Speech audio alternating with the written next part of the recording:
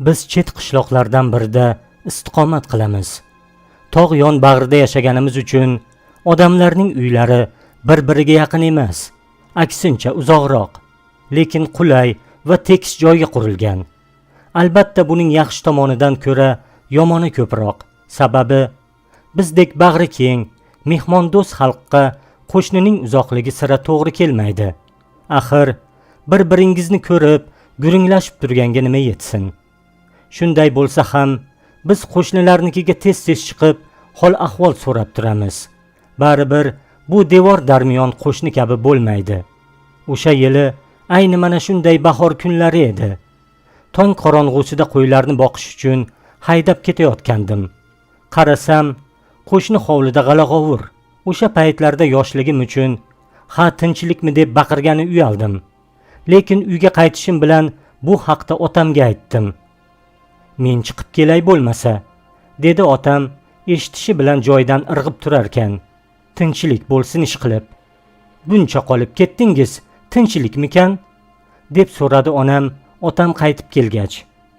"Tinchlik. Mana buni olib qo'y", dedi otam qo'lidagi qog'ozga o'roqliq go'shtni onamga uzatib. "Qo'y so'yishibdimi?" ajablandi onam. "Ha, o'g'li kechasi qo'ylarini bir oyog'ini yozib kelay deb chiqibdi. Buni qara, g'aflat bosib qo'raning atrofida turgan ikkita bo'rini ko'rmabdi. Qo'raning og'zini ochsa, har doim tashqariga yuguradigan qo'ylar hurkib chiqay deyishmasmish. Bolayam yoshda, qo'yning nimadan cho'chib turganiga e'tibor qilmay, ichkariga kirib, qo'ylarni majburlab haydabdi. Ikkita qo'y chiqishi bilan bo'rilar tashlanishibdi. Shundagina bo'rilarni ko'ribdi bola bechora. Voy o'lmasam." Onam vahima bilan yoqasini ushladi. "Bolaga tashlanishmabdimi bo'rilar ish qilib?" "Yo'q, bu yog'iga bola pishqlik qilibdi. Shartta qo'rani og'zini yopib, baqira boshlabdi. Toyog'ini uqtalib shovqin ko'targan ekan, uydagilar yugurgilab chiqishibdi. Shunda haligi bo'rilar og'zidagi o'ljasini tashlab qochishibdi." "Qo'yni bo'g'izlagan ekanmi?"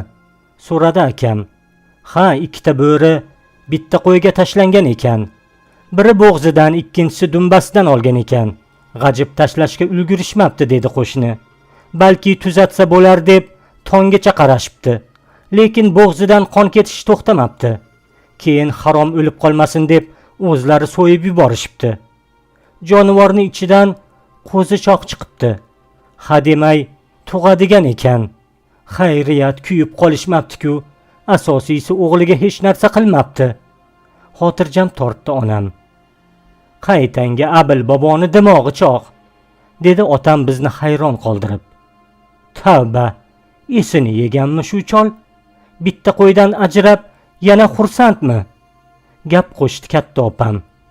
"Bu yaxshilikka emish", dedi otam. "Abil bobo vaqtida katta cho'pon bo'lgan. Odamlarni qo'yini boqardi. U ko'p narsani biladi. Bo'rida baraka bor. Bekarga qadimgilar bo'rimi tulki deb so'ramaydi. Bo'ri ishlar baroridan kelishini anglatadi bolam. Endi qo'ylaring urchiydi. Shunaqa ko'payib ketadiki, og'zing ochilib qoladi", dedi bobo. Men ishondim, chunki bu gapni avval ham eshitganman. "Go'rdan ko'payadimi? Mana o'zi ikkita qo'yga kuyibdi-ku, ichidagi bolasini qo'shganda. Nima ham qilsin? Shunday deb o'zini ovutadi-da bechora", dedi onam. "Mayli, yaxshi niyatda ko'paysin. O'zi 13 tagina qo'yi bor ekan. Undan ham ikkitasi qo'chqor. Qolgani tug'sa ham ko'payib ketadi." Mana shunday gaplar bo'lib o'tgandan keyin oradan 3-4 kun vaqt o'tdi. Qo'shnimizning men tengi o'g'li bor edi. Bir kuni do'stim hovliqib oldimga keldi va "Avval qo'ylarimiz sira egizak tuqqan emas. Qo'ramizga bo'ri tekkandan buyon baraka keldi. Har kuni bitta qo'yimiz tug'yapti, yana egizak. O'zimcha hisobladim. Yozgacha qo'ylarimiz soni 50 dan oshadi. Kelasi yil bulturgi qo'zilarimiz ham tug'adi. Shu bilan qo'ylarimiz 100 dan oshib ketadi. Qara, 2 yilning ichida 13 ta qo'y shunchaga ko'payadi." Qo'shnimizning o'g'li hayratini yashira olmasdi. "Ishonasizmi yo'qmi? Abil boboning gaplari rost bo'lib chiqdi. O'sha oyning ichida ularning qo'ylari egizak qo'zilay boshladi. Yozga chiqib, ularning qo'ylari soni biznikidan ko'payib ketdi. 30 dan oshgandi. Mana bu bahor ham shunday bo'lyapti. Mening quloqlarim tagida esa otamning so'zlari jaranglardi. Bo'rida baraka bor.